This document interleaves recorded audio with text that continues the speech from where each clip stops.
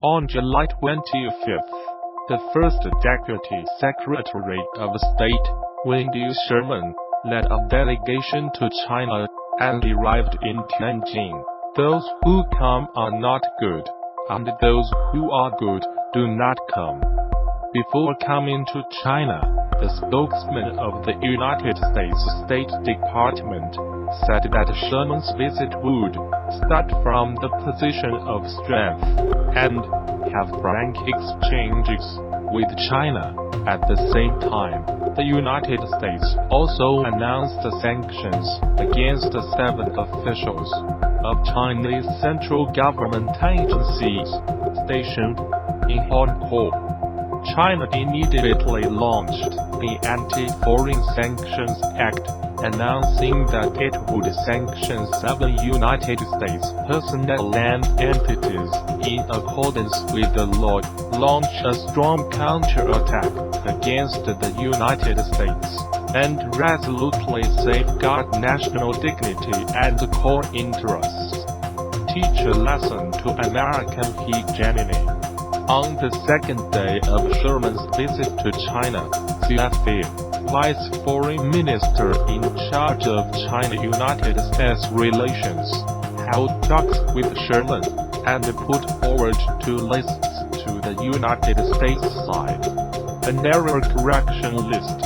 China urges the United States to unconditionally lift visa restrictions on CPC members and their families, lifting sanctions against Chinese leaders, officials, and government departments cancel these restrictions on Chinese students, stops pressing Chinese enterprises, harassing Chinese students, and suppressing Confucius institutes, revoke the registration of Chinese media as foreign agent or foreign mission, revoke the extradition of Meng Wanzhou, etc.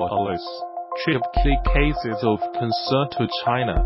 China mainly expresses serious concern to the United States over the refusal of visas for some Chinese students to the United States, the unfair treatment of Chinese citizens in the United States, the harassment and collusion of Chinese embassies and consulates in the United States by us criminals, the growth of anti-Asian and anti-China emotions in the United States, and the violent attacks on Chinese citizens, and calls on the United States to solve them as soon as possible and earnestly protect the legitimate rights and interests of Chinese citizens and institutions in the United States. The 2 lists are as important as the critical one, and the United States was caught off guard. In the news footage, United States Deputy Secretary of State Wendy Sherman's lips were closed, and his face was blocked. On July 26th, State Counselor and Foreign Minister Wang Yi met with the United States Deputy Secretary of State Sherman in Tianjin and clarified China's 3 bottom lines. First, the United States must not challenge, slander, or even attempt to subvert the path on the system of socialism with Chinese characteristics.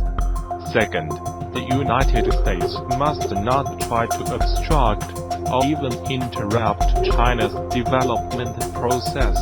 Third, the United States must not infringe on China's national sovereignty, let alone undermine China's territorial integrity. During the Sino-United States talks in Tianjin, the United States killed the opportunity step by step, and China did, at the diplomatic game between China and the United States is extremely fierce. The eyebrow-raising sword comes out of its scab, and ghosts cry and jackals cry. Now, For the great rejuvenation of the Chinese nation and the national interest, we must implement the people do not offend me, and do not offend. If someone offends me, I will offend principle. Talk, yes. Fight, accompany.